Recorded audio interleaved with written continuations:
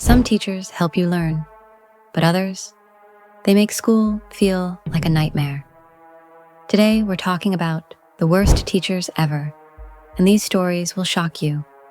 Make sure to subscribe and comment, "I survived school," if you've ever had a strict teacher. The isolation box punishment.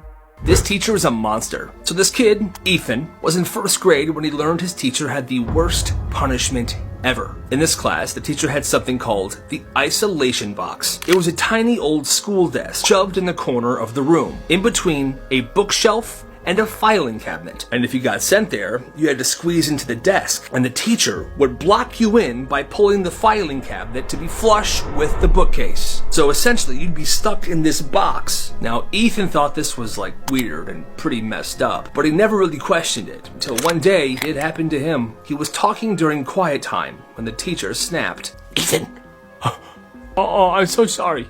Go to the box now." Once Ethan sits down, she drags the filing cabinet to lock him in. Now, Ethan figured he'd be in there for 5 minutes, tops. But the lesson continued. 5 minutes passed, then 10 minutes, then 20 minutes. Ethan tried to move his legs, he was cramping, but there was no space. He tried to move in his chair, but he couldn't. He was wedged in there pretty good. That's when he realized he was actually stuck. "I'm actually stuck." He tried talking. "I think I can't get out." But no response. It's as if the entire class was ignoring him. Finally, the bell rang. He thought he was free. But no, apparently the entire class left, and so did the teacher. Help me, somebody!" 10 more minutes pass. The teacher walks in the room and hears him yelling. Oh my God.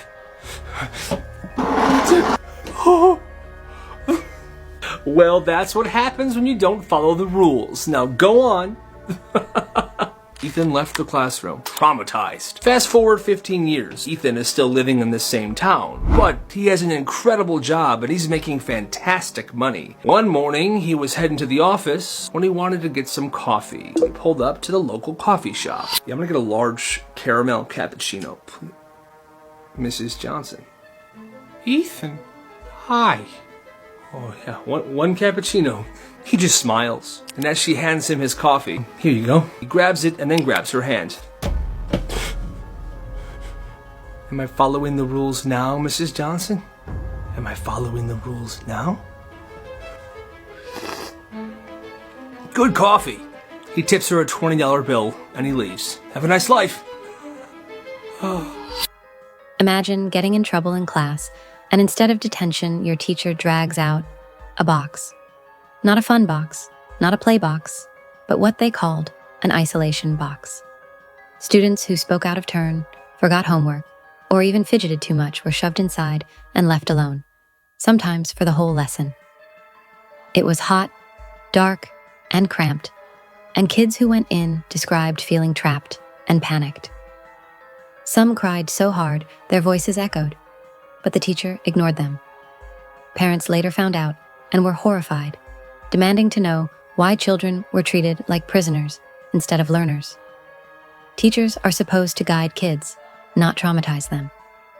Quick challenge: would you survive even 1 minute in that box? Comment yes if you think you could, and no if you'd lose it instantly.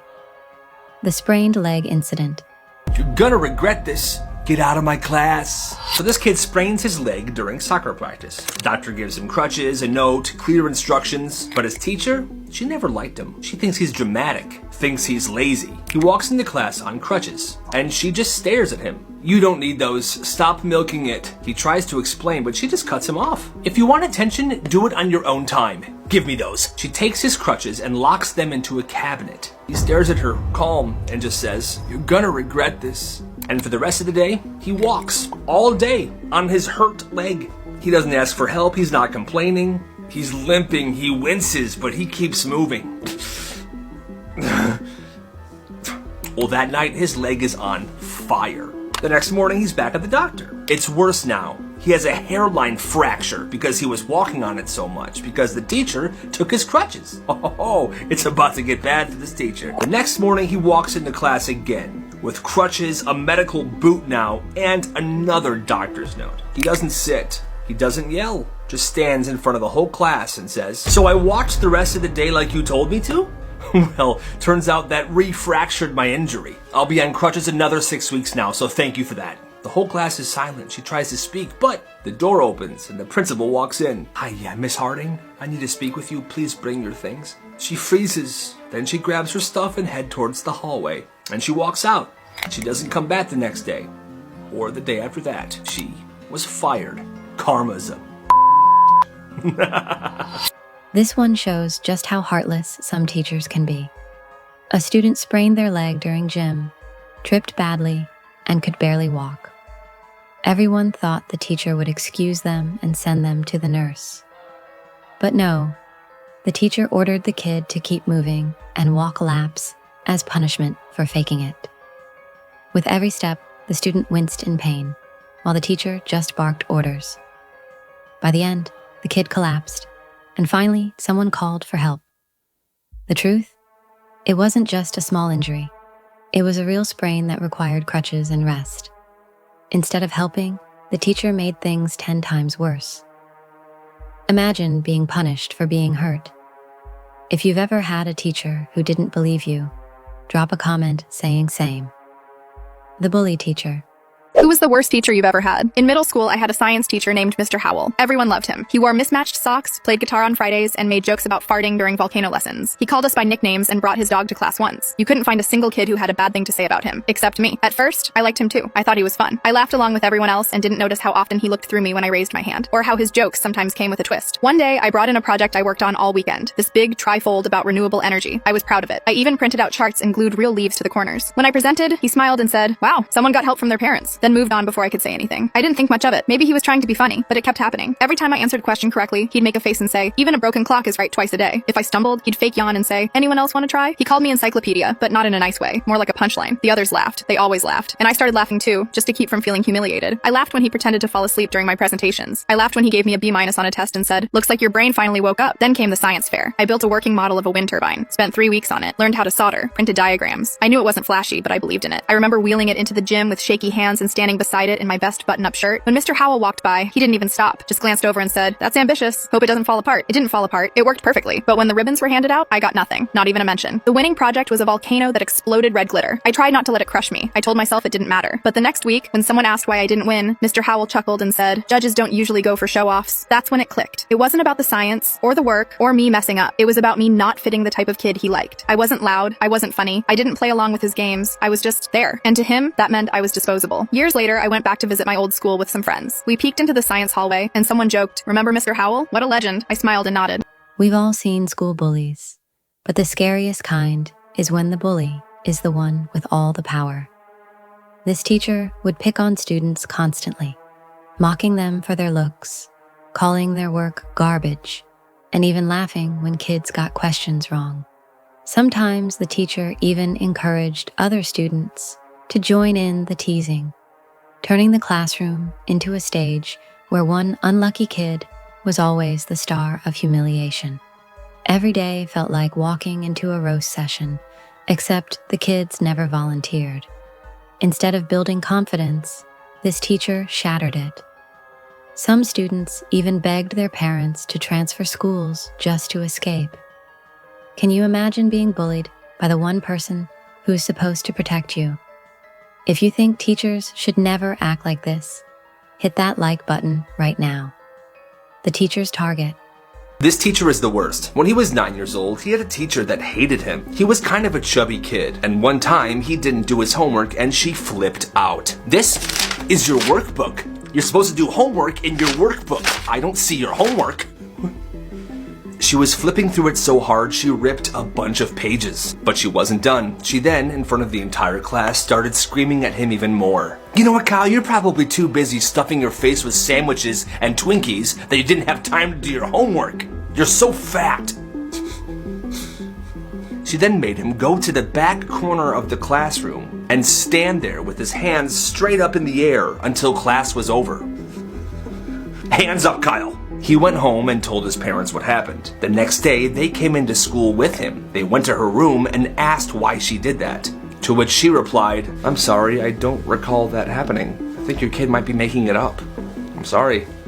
When this kid was in 4th grade, his glasses broke. "Oh man, But it didn't really matter, because in most of his classes he sat in the front row, so he could still see. Well, after a few days of going to class without his glasses, one of his teachers said, "Kyle, I see you still don't have your glasses. Are they still broken?" "Yeah, but it's fine, I can still see the board." The thing with this teacher, though, was that she would always write assignments on the board for students to work on during class. She would never explain the assignments. Students would just read the board and then do their work. But anyway, she said, "Kyle, it's been 4 days now. Your parents should have gotten you new glasses at this point. You're sitting in the back of the class." Okay. Alright, so this is what needs to be done before the end of class, okay? Get to work. I can't see it. What the heck? Sit down, Kyle. Hey, Stacy, can you tell me what the board says? Yeah, it says, Stacy, don't you dare tell him what it says. I'm teaching him a frickin' lesson. I hate my life. Dumbest rules parents made their kids follow. When this person was growing up, his parents wouldn't allow him to use public restrooms at all. Even on trips to Disney World. If he had to go to the bathroom, they had to go all the way back to the hotel, which is bogus. When he was in elementary and middle school, at the start of every year, his parents would call the teachers and told them to let them know if their son ever used the public bathroom. If he was caught using the public bathroom at school, his parents would punish him when he got home. Growing up, there was no place he could safely use the bathroom other than his home without getting in trouble. When he got to high school, the parents tried the same thing. They called the teachers and said, "Let us know if he ever uses the public restroom." The teachers in high school thought that was weird, and they never followed through. So he got away with using the bathrooms in high school. But it wasn't until college, where this kid was finally allowed to use any public bathroom he wanted without fear of being punished by his crazy parents. When this girl was in elementary school, she got in trouble for using a big word. Something upset her in class, and she used the word vexed, which means annoyed, frustrated, worried. Well, the teacher overheard and yelled at her. The teacher said that she should have just used the word angry. Well, her teacher then sent a note to her mom explaining the situation. Her mom marked the teacher's note for errors in red pen and sent it back to her with a note that read, "When you can use proper English, you can correct hers." Legendary mom. The worst Christmas gifts ever. When this girl was 15 years old, she really wanted a dog. And her parents knew it because she was always asking them if they could get one. Well, one Christmas morning, after most of the presents were unwrapped, her parents went downstairs to grab one last gift for her. Oh my gosh, I wonder what this is. Her parents then came upstairs carrying a giant box with holes in it, almost as if there was a living creature inside. Okay, are you ready? Oh my god, I think I know what this is. I think I know what this is. Every class has at least one student who gets picked on more than others. But this case was extreme. This teacher seemed to have a personal grudge against one kid. Every little thing the student did turned into a massive punishment. Forgot a pencil? Detention. Spoke quietly to a friend? Sent to the principal. Got one answer wrong on a quiz. Humiliated in front of everyone. It got so bad that other students stopped sitting near the target, afraid they'd get dragged down too. The entire classroom atmosphere changed. Everyone was on edge, waiting for the next explosion. Teachers should treat students fairly, not play favorites or enemies. But here, the kid was basically living in a daily war zone. Question for you. Have you ever been the target in class? Comment below with yes or no, the annoying syllabus. Hello, class. Everyone come in. Sit down. Pick anywhere to sit. Pick anywhere to sit. Now, class, I have your syllabuses. Oh, I'm sorry. Syllabi. And here you go. Does anyone have any questions about the syllabi? Okay, everyone, get out your textbooks. Let's turn to page 305. We're going to learn about Pythagorean theorem. And that is how you do math. Is there any questions? No? Okay. So I'm going to hand out these quizzes. Everyone take one and pass it back. Everyone has one? Okay. Your time starts now.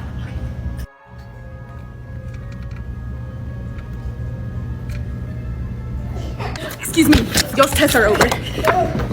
No cheating. Not every bad teacher is cruel. Some are just so over the top with rules that learning becomes impossible. One teacher designed a syllabus so ridiculous it became legendary. Every assignment had to be in blue ink, never black. Every paper had to be stapled exactly in the top left corner. If it was even slightly off, you lost points. Margins had to be 1 inch, not 0.9 or 1.1, and everything had to be written in one specific font. Some students spent more time double-checking their margins than actually writing essays. If anyone forgot the tiniest detail, even if the content was perfect, they failed. Instead of learning, kids were stuck stressing about formatting. Imagine staying up late on homework only to lose points because your staple was crooked. That's not teaching, that's torture.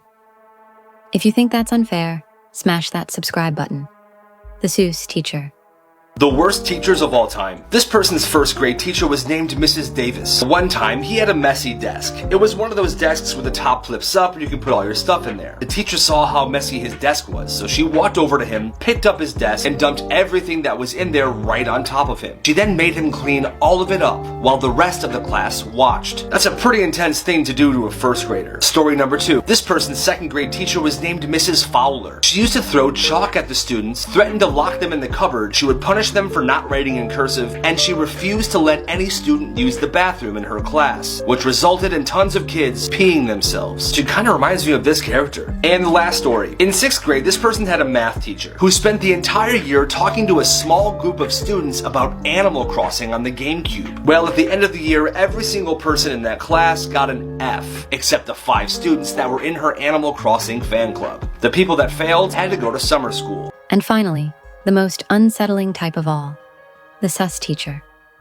This one didn't just annoy students, they made everyone uncomfortable. They asked weirdly personal questions, made strange comments, and lingered around after class for no reason. Some students felt unsafe and started reporting what was happening. At first, people thought maybe the teacher was just quirky, but as more stories came out, it was clear something was seriously wrong. Eventually, the school investigated, and the truth about the sus behavior came out. Subscribe if you enjoyed this video, and comment Skibbity if you made it to the end.